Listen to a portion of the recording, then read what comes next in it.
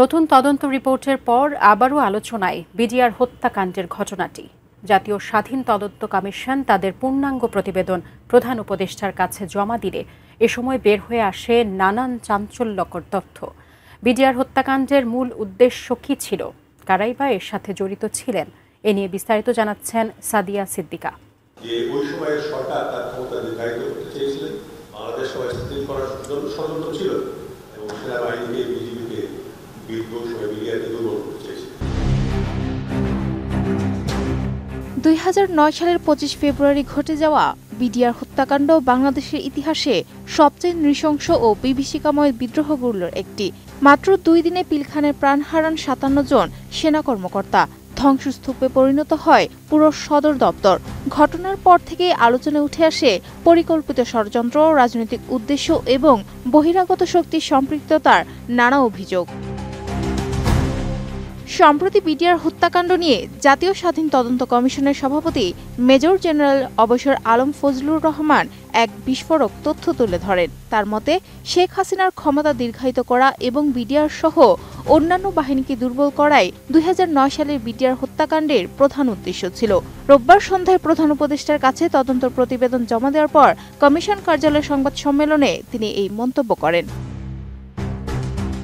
11 মাসের তদন্ত শেষে 247 জনের সাক্ষ্য, 600 ঘণ্টার ভিডিও সাক্ষাৎকার ও রেকর্ডিং, প্রায় 800টি স্থিরচিত্র, 215টি সংবাদ প্রতিবেদন, সরকারি ও বেসরকারি 27টি প্রতিষ্ঠানের সঙ্গে পত্রালাপ, 905টি চিঠি এবং ওয়েবসাইট, ইমেল ও ভিডিও ক্লিপের মাধ্যমে 316টি তথ্য সংগ্রহ করা হয়েছে। ফজলুর রহমান জানান, সেনাবাহিনীকে জাতীয় তদন্ত কমিটির প্রতিবেদন স্বরাষ্ট্র মন্ত্রণালয়কে এবং বিডিআর পরিচালিত 52টি তদন্ত প্রতিবেদন বিজিবিকে ফেরত দেওয়া হয়েছে। আমি বুঝি নির্মাণের শিল্প, সালাম স্টিল বোঝে ডিউরেবিলিটি। সালাম স্টিল, মোস্ট ডিউরেবল স্টিল। হত্যাকাণ্ডের মাস্টারমাইন্ড কারা, এমন প্রশ্নে তিনি বলেন, এতে জড়িত ছিলেন তৎকালীন প্রধানমন্ত্রী শেখ হাসিনা, ব্যারিস্টার ফজলে নূর তাপস, শেখ সেলিম, জাহাঙ্গীর কবির নানক, মির্জা আজম, সাহারা খাতুন, নিরাপত্তা উপদেষ্টা মেজর জেনারেল তারেক সিদ্দিকী, সেনাপ্রধান জেনারেল মঈন ইউ আহমেদ ও তৎকালীন ডিজিএফআই প্রধান মেজর জেনারেল আকবর। তিনি দাবি করেন, 2008 সালে সরকার ক্ষমতায় আসার পর থেকেই এই ষড়যন্ত্র চলছিল এবং এতে পার্শ্ববর্তী দেশ ভারত জড়িত ছিল। তার মতে, বিদ্রোহে অংশ নিয়েছিল শুধু বিডিআর সদস্যরাই নয়, অংশ নিয়েছিল আওয়ামী লীগ, যুবলীগ ও ছাত্রলীগের সদস্যরাও। তাদের সম্পৃক্ততার কথা বহুবিধ সাক্ষ্যে উঠে এসেছে।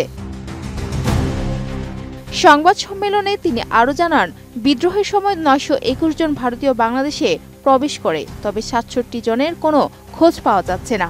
এদের সন্ধান করার পাশাপাশি ভারতের কাছে ব্যাখ্যা চাওয়ার সুপারিশ করা হয়েছে। সেনা অভিযান না হওয়ার ব্যাখ্যায় তিনি বলেন, তৎকালীন সেনাপ্রধান জেনারেল মঈন জানিয়েছিলেন, অভিযানে গেলে ভারত হস্তক্ষেপ করতে পারে এবং 1971 সালের মতো আর ফিরে নাও যেতে পারে। ফজলুর রহমান এ সময় বলেন, 57 সেনা কর্মকর্তা নিহত হওয়ার পর দেশের সার্বভৌমত্বই হুমকির মুখে পড়েছিল। Sadia Siddika, ATN news.